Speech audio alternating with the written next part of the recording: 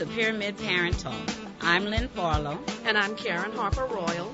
We're parents with Pyramid Community Parent Resource Center, providing information and support to parents of children with special needs in New Orleans. Pyramid Community Parent Resource Center provides one-to-one assistance, workshops on special education law, positive behavior support, and advocacy skills.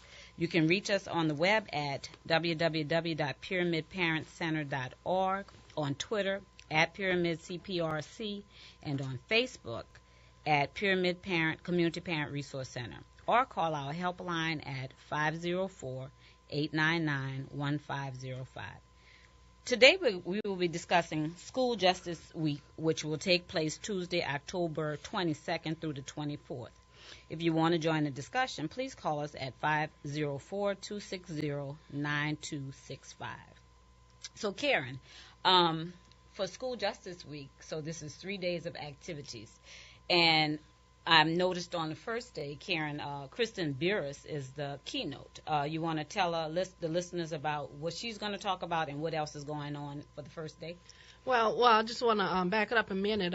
With School Justice Week, we realize that there are so many injustices going on in our public schools, in the name of school reform. And, in fact, right before I came here, I got a call from a parent whose child is at one of the charter schools that they say is doing really well. And, parents need those steps to take to try to resolve some of the injustices that are going on with their children. So the New Orleans Education Equity Roundtable decided to spend some time focusing on School Justice Week and on justice in the public school system. And it's not just for parents, it's for community members, teachers, anybody who wants to get involved with public education in New Orleans. So I guess the first thing really we should say is where will it be? Where will it be held? It's going to be at 2475 Canal Street in the first floor conference room from 6 until 8 p.m. each evening, October 22nd, 23rd, and 24th. And as you said, Kristen Buras, who is the assistant professor in the Department of Education Policy Studies at Georgia State University, she's going to be there the first night. Kristen has done a lot of research on what's going on in New Orleans education system in post-Katrina New Orleans. And she recently had a paper that had been published by the Berkeley Review talking about the public education system in New Orleans. And so her paper she's going to talk a little bit about her paper, kind of revealing just what's behind education reform in New Orleans. And on that first night, we really want to ask the question, what are the lessons learned?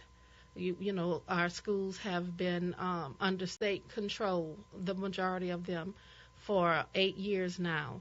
What are the lessons learned in all of this time? How do we use this to make sure that there is educational justice for all children? So that first night we will definitely have Kristen. And on that first night, in addition to Kristen, we're going to be rolling out a video that we're producing, the New Orleans Education Equity Roundtable, that kind of talks about how we got here. Everybody knows about Act 35. Well, most people know that there was something called Act 35, but there were a series of events that led up to Act 35 happening.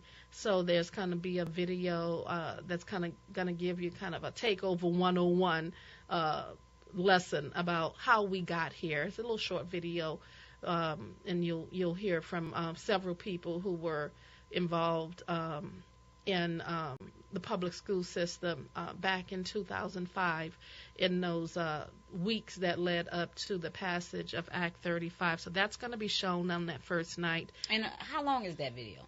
The video is just a little 5-6 minute video that talks about how we got here. And also on the first night, we really want to hear from parents and the community about the kinds of things that they have concerns about in this new New Orleans public school system.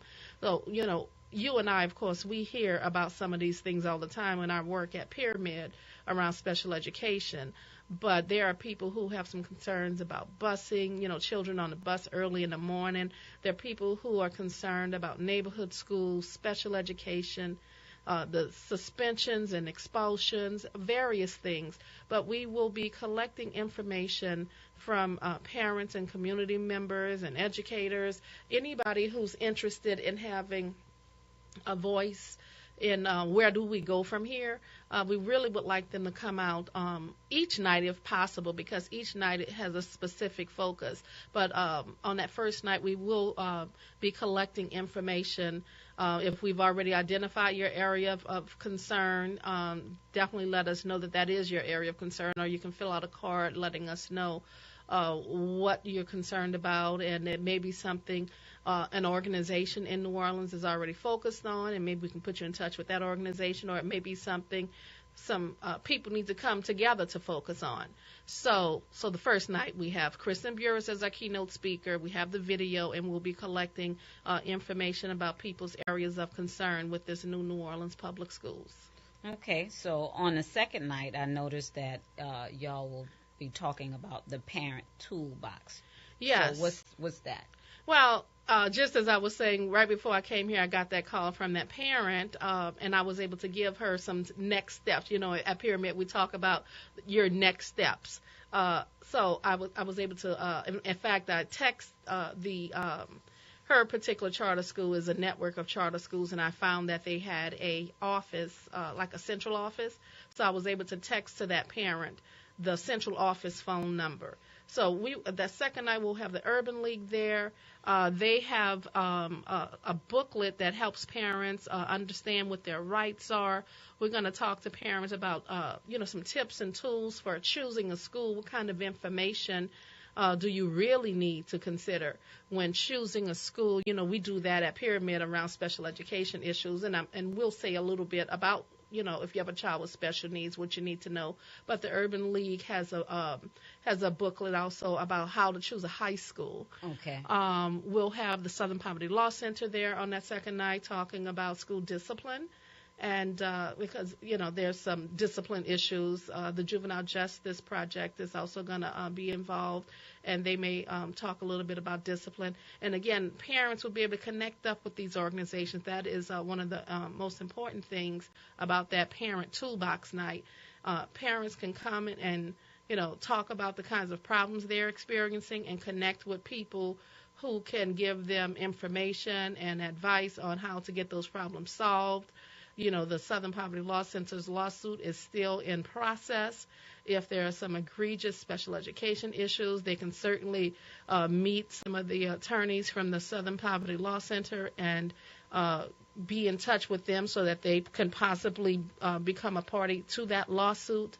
So it's really going to be a good night to be real supportive of parents, although we would love parents to be there every single night, because it's really good to get a good overview of what's going on, how we got there, who's involved with trying to right some of the wrongs or fix some of the problems, because at the end of the day, we all want a high-quality public education for all of the children in this city. So we want to focus on where there are some injustices so that we can get some educational justice for the children. Absolutely. So on night 2, they'll have great resources for parents. So we hope that you come out. So on the third day, what's happening on the third day? I see it has Justice for All, a call to action. Yes, our third day, we're calling it Justice for All, a call to action, because oftentimes people are so focused on solving their own problems. The calls we get, parents, they just want to get the school to start following the IEP, or they just want to get the school to stop putting their child out of school. So they're really focused on their own children, but they're not really cognizant of the fact that this is going on for a lot of children in this city. When I look at, it seems like some poor little child is getting shot every day in this city, or, young people are getting involved with crime, and, school isn't working for a lot of children in this city, and children are getting caught in a crossfire for all kinds of crazy things. And so, it's not enough just to make it work for your child. Your child has to live in a world with children for whom school is not working. So we want to move from just focus on our own issues to looking at how can we work collectively with others to help solve some of the problems where we find children falling through the cracks. And so we'll have even more community organizations involved. Southern Poverty Law Center is going to be back on that same night. JJPL, the Juvenile Justice Project of Louisiana, Pyramid Community Parent Resource Center, VAYLA from out New Orleans East, the Vietnamese Young Leaders Association, and the New Teachers Roundtable, because we know that there are lots of new teachers in New Orleans who have been thrust into situations for which, a lot of them just are not really prepared. And so with that, you're expecting to have new teachers come out and talk? I certainly hope. I hope they will come out and talk about, how they can connect with some of these community organizations also to try to just get justice for the children. When these young teachers are put into situations that they're not prepared to deal with, they're facing an injustice themselves because they're getting overwhelmed, and many of them have literally walked off the job at lunchtime.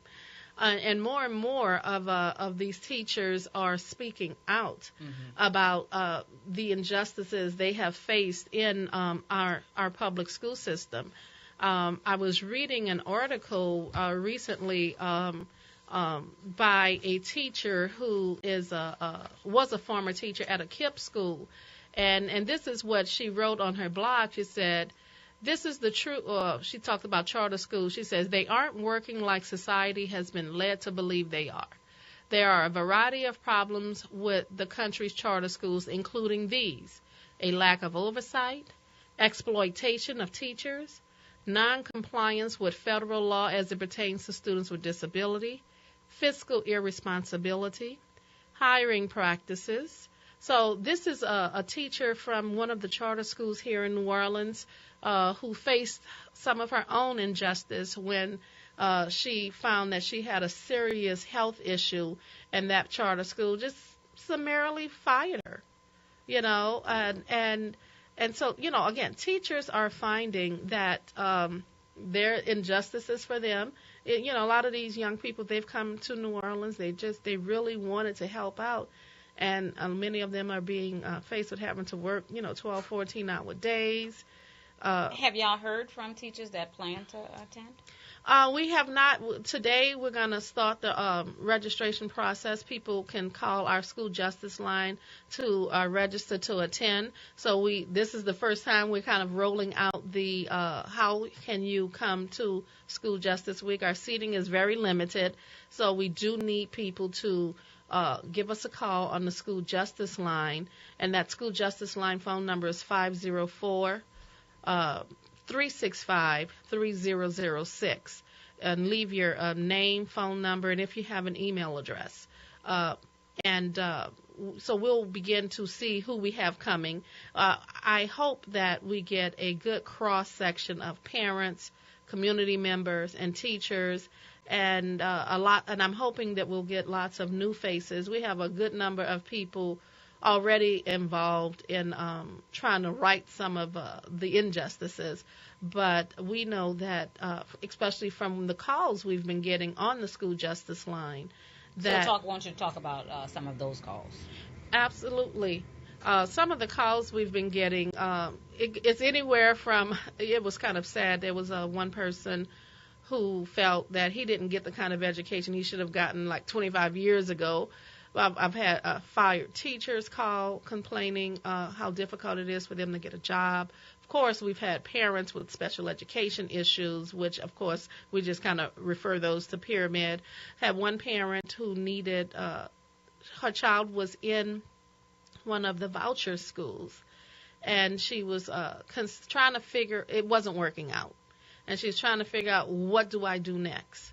And so I brought her one of the parents' guides to public schools, because I drive around with a box of those in my car because I'm always giving them out to parents. And so, she lived in the East. I drove out to the East and brought her one of those. So when we get a call in, it depends on what the situation is. If it's a situation where a parent just needs some help, or people who need information. Sometimes people want to be put in touch with the media because they're tired of the situation that they're in and they want some media attention. And because I know I get a lot of requests from media about wanting parents to be in a story. In fact, if there's anybody out there who is dealing with the schools and they have a child whose needs are not being met, and that child has a mental disability, I have a couple of members of the press who would love to interview some families who are having trouble getting schools to provide the right resources for a child with a mental disability. The media has called on the school justice line. I had a newspaper contact us wanting to find out some information about, the kinds of problems that are going on in the public school system.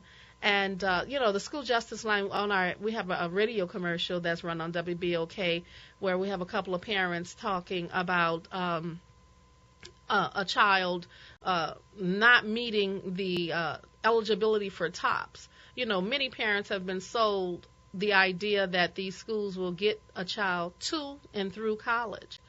But yet when you have valedictorians or salutatorians not meeting eligibility for top scholarships in Louisiana, how true can it be? And so we value those stories because the data doesn't tell the full story in the way that Louisiana is reporting data. You can't trust the data. But who can argue with the truth of what a parent or a student is going through in our schools? So we tell parents, your stories matter. In order to pull back the curtain on the injustices that are being done in New Orleans public schools in the name of reform, we need your stories so that we can get those stories out there. Some of those stories will appear. We're going to do a few more videos. Some of those stories will appear in videos. We have connected people, again, to news media.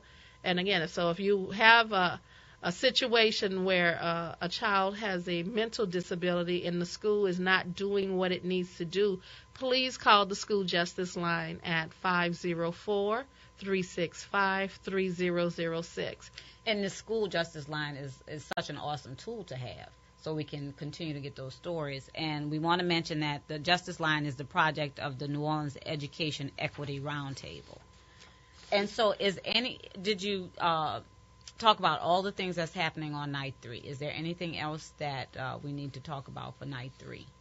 Well, absolutely. On night 3, each of the organizations that are going to be there, they're going to tell you what some of their current projects or campaigns are so that you can get involved with them. We're not trying to reinvent the wheel or create a new organization or anything like that, because we know that there are many organizations that are already working on various issues, such as the Southern Poverty Law Center, who's addressing the issues of children with disabilities not getting a free and appropriate public education.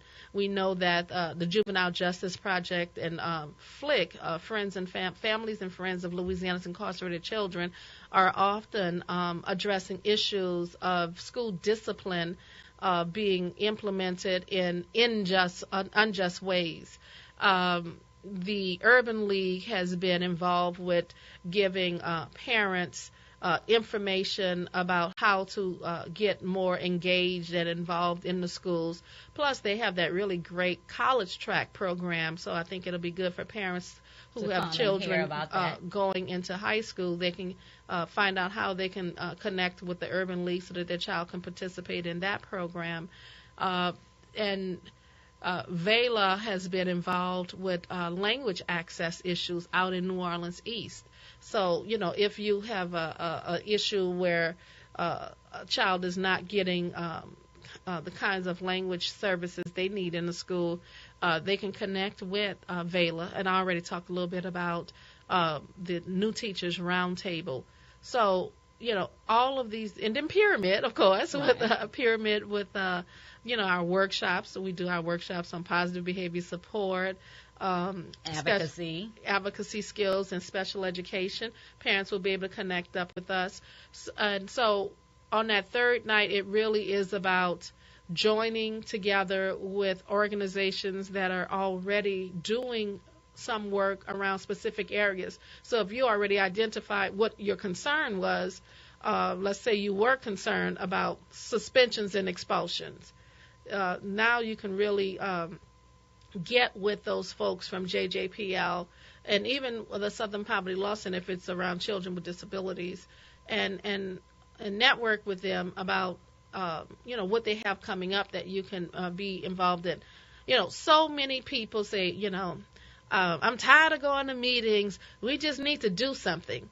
Well, let's do something. Mm-hmm. One of the things I've thought about is where we go legislatively with trying to get some educational justice, because many of the things we're dealing with is the result of Act 35. So, kind of bring it full circle. Kristen's going to talk about Act 35 on night one, but at the end of the day, there may be a need to amend Act 35. There's each year when the legislature meets, they make some little tweaks here and there to what's going on in public education. I know last year they passed that bill, kind of the reverse parent trigger, where a 51% of a school population can vote. Parents can vote to have a school go back to its original authorizer if it's been in a recovery school district for a certain amount of time. So that's one little piece of legislation that hopefully will begin to reverse the track of schools going into the recovery school district, like going into the Roach Motel, where schools go in but they don't come out. I think we all remember that commercial from back in the day, right? Right. But when you think about the recovery school district, it's had certain schools for 7, almost 8 years, and they have not fixed not one school. They haven't turned a school around, those schools that are under their direct control. They close them or they give them away to charter operators. That is not the same as turning a school around or fixing a school. And, when you think that there are children in these schools, they've been in these schools for years, it's just there ought to be a way to get out of the recovery school district, because in many ways the recovery school district has become the status quo. And as citizens, we have to hold the state accountable for those things. Right, and citizens need to get involved with their legislators. I said this wasn't about starting a new organization, but there is some organizations out there like the Coalition for Community Schools that's a good way to get involved and maybe create a campaign to contact legislators to address a specific area of the failed reforms, such as schools staying in the recovery school district. That was done last year. I think it was Representative Wesley Bishop who introduced that legislation. But we may need to contact Representative Bishop or any of our representatives to let them know about some of the other concerns we have, and those concerns will be highlighted. I say on night one, but I'm sure each night, there will be an opportunity for people to let us know if there's something that they're concerned about and they don't see it up on the wall, because we'll have their concerns put up all around the room on the wall. And, if they don't see their concern up there, it'll be up there. And then by night 3, we'll be talking about solutions and how do we work together to get to those solutions.